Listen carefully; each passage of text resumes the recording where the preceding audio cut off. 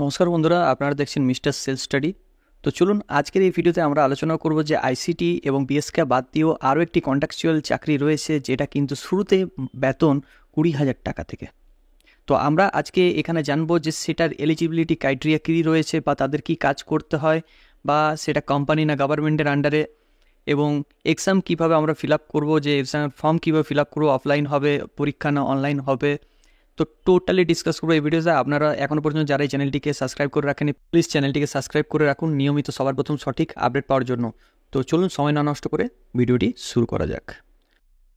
Welcome back to our channel mister self study. আরও একবার আপনাদেরকে স্বাগত জানাই মিস্টার সেলফ স্টাডির পক্ষ থেকে। তো আজকে যে পোস্টটা নিয়ে আলোচনা করবো সেই পোস্টের নাম হলো ভোকেশনাল ট্রেনার। একদম ঠিক, ভোকেশনাল ট্রেনার। পশ্চিমবঙ্গ সরকারের আন্ডারে এই ভোকেশনাল ট্রেনার পদটি রয়েছে, যার শুরুতে বেতন কিন্তু আমরা 20,000 টাকা পাই। এবং এর আন্ডারে অনেক কিছু পোস্ট রয়েছে, সে পোস্টগুলো সম্পর্কে আলোচনা করব। প্রথমে যেটা আলোচনা করব যে এর মধ্যে কি কি পোস্ট রয়েছে বা কোন কোন ডিপার্টমেন্টের পোস্ট রয়েছে। তো চলুন একবার আমরা দেখে নিই।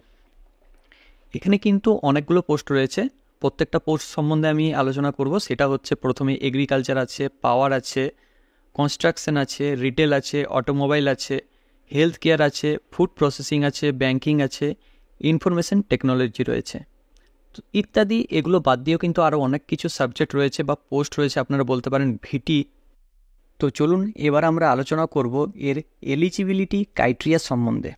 দেখুন, প্রত্যেকটা যে পোস্ট রয়েছে বা প্রত্যেকটা ভিটির যে পোস্ট রয়েছে বা যে সাবজেক্ট বলতে পারেন, পরবর্তীকালে এদেরকে কিন্তু এই সাবজেক্টে পড়াতে হবে। যে পোস্ট রয়েছে সে সাবজেক্ট তাদেরকে স্কুলে পড়াতে হবে। স্কুলে কোন শ্রেণীর ছাত্রছাত্রীদেরকে পড়ানো হবে? সেটা হচ্ছে মাধ্যমিক এবং এইচএসের। মাধ্যমিক মানে এখানে 9 থেকে এদের যে সাবজেক্ট রয়েছে ক্লাস 9 থেকে স্টার্ট একদম 12 পর্যন্ত।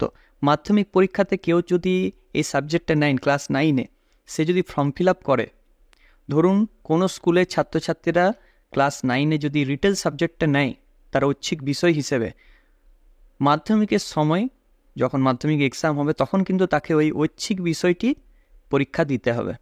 পরীক্ষায় কিন্তু প্রচুর নাম্বার ওঠে, এবং পরবর্তীকালে সে যখন 11-এ আরও ওই সাবজেক্টটাই নেবে, রিটেল সাবজেক্টটা, তখন কিন্তু সেটা তার মেন সাবজেক্ট হবে।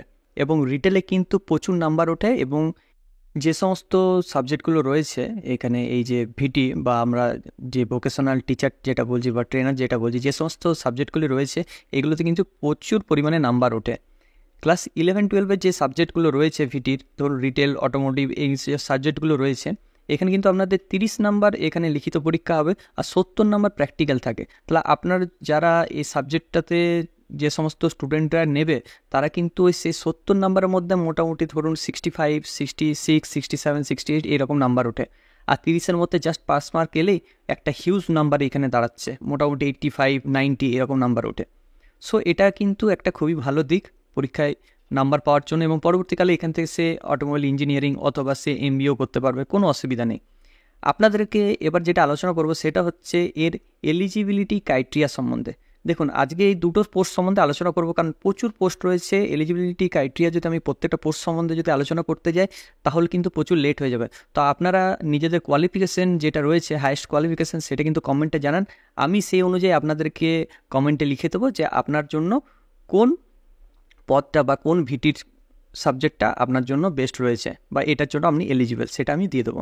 তো প্রথমে যেটা আলোচনা করব অটোমোটিভ। দেখুন, অটোমোটিভ সাবজেক্টটা বেসিক্যালি হচ্ছে 4 চাকা, আমরা জানি 4 চাকা নিয়ে। এর জন্য ক্রাইটেরিয়া যেটা লাগবে সেটা হচ্ছে ডিগ্রি লাগবে, মেকানিক্যালি ডিগ্রি লাগবে, অথবা তাকে বিটেক করতে হবে বা মেকানিক্যাল ইঞ্জিনিয়ারিং করতে হবে কোনো রিকগনাইজড ইউনিভার্সিটি থেকে, with at least 1 year of work experience. Experience মানে কি, এখানে টিচিং এক্সপিরিয়েন্স থাকতে পারে, অথবা সে ওয়ার্ক রিলেটেড, সে হয়তো কোথাও কাজ করেছে বা কোনো শোরুমে কাজ করেছে, সে রিলেটেড তার যদি এক্সপিরিয়েন্স থাকে 1 বছরে, তখন সে কিন্তু এই পদের জন্য অ্যাপ্লাই করতে পারবে। সেটা কিন্তু স্টার্টিং স্যালারি হবে 20,000 টাকা থেকে। এবং যারা ডিপ্লোমা রয়েছে, ডিপ্লোমা অর্থাৎ যারা পলিটেকনিক পাস করেছে, তারা যদি অটোমোটিভ বা অটোমোবাইল ইঞ্জিনিয়ারিং পড়ে, কেউ যদি মেকানিক্যাল থেকে হয়, তাদের কিন্তু অ্যাটলিস্ট 3 ইয়ার্স এক্সপিরিয়েন্স লাগবে। যদি মেকানিক্যাল থেকে যদি পড়ে, পলিটেকনিক থেকে যদি পড়ে, তাহলে 3 বছর লাগবে। বিটেক করলে 1 বছর, পলিটেকনিক থেকে 3 বছর লাগবে। এবার কেউ যদি ভোকেশনাল অলরেডি অটোমোবাইল পড়ান, ভোকেশনাল টিচার যারা বলে, ব্যাচেলার ইন ভোকেশনাল, তারা যদি ব্যাচেলার ভোকেশনাল কোর্সটি করে থাকে অটোমোটিভের ওপর বা অটোমোবাইলসের ওপর, তারা কিন্তু 2 বছর ওয়ার্ক এক্সপিরিয়েন্স অথবা টিচিং এক্সপিরিয়েন্স থাকলে তারা কিন্তু এলিজিবল হবে। নেক্সট যেটা আলোচনা করবো সেটা হচ্ছে রিটেল সাবজেক্ট। দেখুন রিটেল সাবজেক্টের ক্ষেত্রে প্রথমে ওরা যেটা চাইছে গ্র্যাজুয়েট ও ডিপ্লোমা ইন রিটেল ম্যানেজমেন্ট অথবা PG diploma in marketing with at least 50% marks in 1 year teaching experience অথবা ওয়ার্ক এক্সপিরিয়েন্স। তো 50% মার্কস দরকার হবে পিজি ডিপ্লোমা মানে পোস্ট গ্র্যাজুয়েট ডিপ্লোমা ম্যানেজমেন্ট, এটাও হতে পারে, বা ডিপ্লোমা ইন রিটেল ম্যানেজমেন্ট এটাও হতে পারে। 1 বছরের অভিজ্ঞতা থাকা দরকার এটার ক্ষেত্রে। কিন্তু এইখানে দেখুন একটা ভালো লাইন লেখা আছে, preference given to higher education with MBA in retail marketing and the PG diploma in retail marketing. Retail marketing সম্বন্ধে কারোর যদি MBA করা থাকে অথবা MBAতে দুটো স্পেশালাইজেশন থাকে, একটা থেকে মেজর একটা থেকে মাইনর, কারোর যদি একটাতেও যদি রিটেল মার্কেটিং যদি থাকে সে কিন্তু এলিজিবল হবে এবং সে কিন্তু পরীক্ষাতে প্রেফারেন্সও বেশি পাবে অন্যদের তুলনায়। সো এটা হলো তাদের এলিজিবিলিটি ক্রাইটেরিয়া। এইসব ক্রাইটেরিয়াগুলো থাকলে আপনি কিন্তু সেখানে অ্যাপ্লাই করতে পারবেন এবং স্টার্টিং স্যালারি কিন্তু 20,000 টাকা থেকে হবে। এবার আমরা আলোচনা করব ভিটিদের কী কী কাজ করতে হয়। ভিটিরা স্কুলে যখন তারা অ্যাপয়েন্টমেন্ট করে যাবে বা তাদের অ্যাপয়েন্টমেন্ট দেওয়া হবে যে সে এই স্কুলে পেয়েছে, প্রত্যেকটা স্কুলে কিন্তু 2টো করে পোস্ট থাকে অথবা 2টো করে সাবজেক্ট আপনারা বলতে পারেন। ভিটিদেরকে গিয়ে সে সাবজেক্টটা পড়াতে হয় এবং তার সাথে সাথে ঐচ্ছিক সাবজেক্টও নিতে হয়। দেখুন ভিত্তিতে মানেই হচ্ছে তাদের একটা নির্দিষ্ট ল্যাব থাকবে। ধরুন আমি রিটেলের ক্ষেত্রেই বলছি, রিটেলের ক্ষেত্রে তাদের কিন্তু একটা ল্যাব থাকবে। সে ল্যাবে কিন্তু একটা রিটেল শপের যা কিছু জিনিস দরকার বা যা কিছু জানা দরকার সে ল্যাবে তারা পাবে।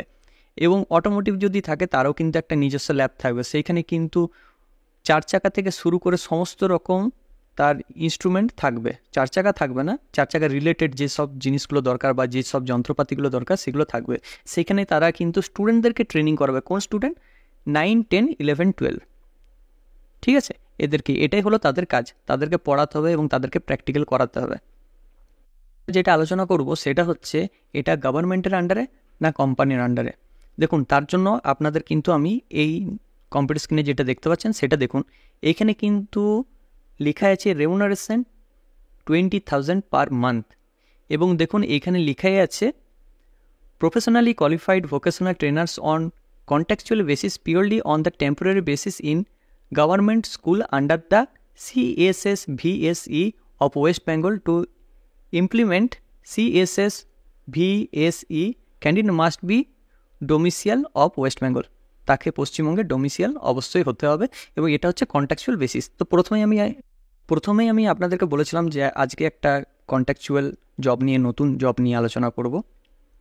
এবার আলোচনা করব হচ্ছে কীভাবে আমি এটা অ্যাপ্লাই করব। দেখুন অ্যাপ্লাই করার জন্য আপনাদের কি করতে হবে, দুরকমভাবে অ্যাপ্লাই করা যায়। একটা আপনি অনলাইনেও অ্যাপ্লাই করতে পারবেন, আরেকটা হচ্ছে আপনাকে ইমেল আইডিতে কিন্তু আপনার যে নিজস্ব যে ডকুমেন্ট রয়েছে সেটা পাঠাতে হবে। কী কী পাঠাতে হবে সেটা একবার দেখে নিন।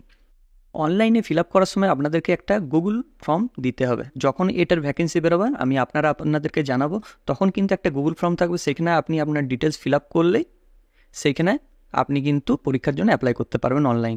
আর আপনার আরেকটা কিন্তু ইজিয়েস্ট ওয়ে আছে, সেটা হচ্ছে এই যে ইমেল অ্যাড্রেসটা দেখতে পাচ্ছি, সেই ইমেল অ্যাড্রেসে আপনার কিন্তু বায়োডেটা পাঠাতে হবে। বায়োডেটা থাকবে, তার মধ্যে আপনার এডুকেশনাল কোয়ালিফিকেশান থাকবে, সাথে আধার কার্ড থাকবে।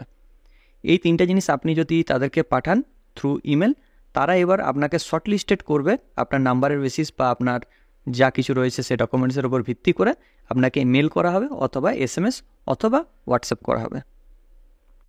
এই পোস্টে অ্যাপ্লাই করার জন্য আপনাদের মিনিমাম এজ 18 থেকে শুরু করে 40 পর্যন্ত থাকবে অ্যাজ পার গভর্নমেন্ট নর্মস। এবার আমরা আলোচনা করব পরীক্ষাটা কি অফলাইন হবে না অনলাইনে হবে। তো দেখুন পরীক্ষাটা আমরা ফিল আপ করেছি কিন্তু অনলাইন, কিন্তু পরীক্ষাটা হবে অফলাইন। এর জন্য 2 বা 3টে প্রসেস থাকতে পারে। প্রথমেই কিন্তু একটা লিখিত পরীক্ষা হবে, সেটা নিজস্ব জেলাতে হবে। সেকেন্ড কিন্তু একটা ভাইভা টাইপ হবে, সেটা হয়তো কলকাতা হতে পারে বা নিজের জেলাতেও হতে পারে। আর নেক্সট কিন্তু ফাইনাল একটা এক্সাম হবে, সেটা কিন্তু কলকাতায় হবে। তো আপনাদের 3টা মোটামুটি এক্সাম দিতে হচ্ছে এই পরীক্ষাটা কোয়ালিফাইয়ের জন্য। এবার আমরা ভিডিওর একদম লাস্ট মুহূর্তে চলে এসেছি, যেটা আপনারা এতক্ষণ ধরে শোনার জন্য বসে আছেন, যে এর অবসরকালীন যে বেনিফিট সেটা কিন্তু 10 লক্ষ টাকা আমি লিখেছি। কি করে 10 লক্ষ হচ্ছে? এর আগে যারা ভিটিতে কাজ করতো বা ভোকেশনাল ট্রেনার হিসেবে কাজ করতো তাদের কিন্তু এই জিনিসটা ছিল না, কিন্তু এই 2024 থেকে এটা শুরু হয়েছে। জিনিসটা হচ্ছে আগে কিন্তু তারা 20,000 টাকা করে স্যালারি পেত এবং তাদের কিছু প্রফেশনাল ট্যাক্স কাটা পিট্যাক্স কাটা যেত কিছু টাকা, তারা 19,000 সামথিং হাতে পেত, আর কোনো টাকা কিন্তু কাটা যেত না। কিন্তু এখন কি হয়েছে, এই যে নতুনভাবে যে ভিটি নিল প্রত্যেকটা স্কুলে, এখন তাদের কি হচ্ছে না, প্রত্যেক মাসে যেহেতু তাদের স্যালারি হচ্ছে 20,000 টাকা, তার 12% তাদেরকে কিন্তু পিএফ কাটাতে হচ্ছে, অর্থাৎ পিএফের অ্যামাউন্ট দাঁড়াচ্ছে 2400 টাকা। সো এখানে কিন্তু তাদের পিএফ কাটছে মোটামুটি 2500 টাকার মতো। তো 2500 ইন্টু যদি আমরা 12 করি, মানে এক বছরে তারা কাটানো হচ্ছে 30,000 টাকা। তাহলে কারুর বয়স যদি 30 বছর হয়ে থাকে, তাহলে ওই 30,000 ইন্টু 30 ইজিক্যাল টু হচ্ছে 9 লাখ টাকা হচ্ছে। এখানে কোনো কিন্তু আমি সুদ যোগ করিনি, আমি 9 লাখ টাকা কিন্তু তার করেছি। মানে যখন তার 60 বছর বয়স হবে তখন কিন্তু সে যে টার্মিনাল বেনিফিট যেটাকে আমরা বলি, সেটা কিন্তু সে 10 লক্ষ টাকা পাবে। আমি 1 লক্ষ বাড়তি ধরেছি এখানে ইন্টারেস্ট সমেত, ঠিক আছে। এবং তার তো 17,000 সামথিং তো রয়েইছে, বা 16,000 সামথিং তার তো স্যালারি ঢুকছেই, কিন্তু এটা সে পিএফের টাকাটা কিন্তু পেয়ে যাবে 10 লাখ টাকার মতো।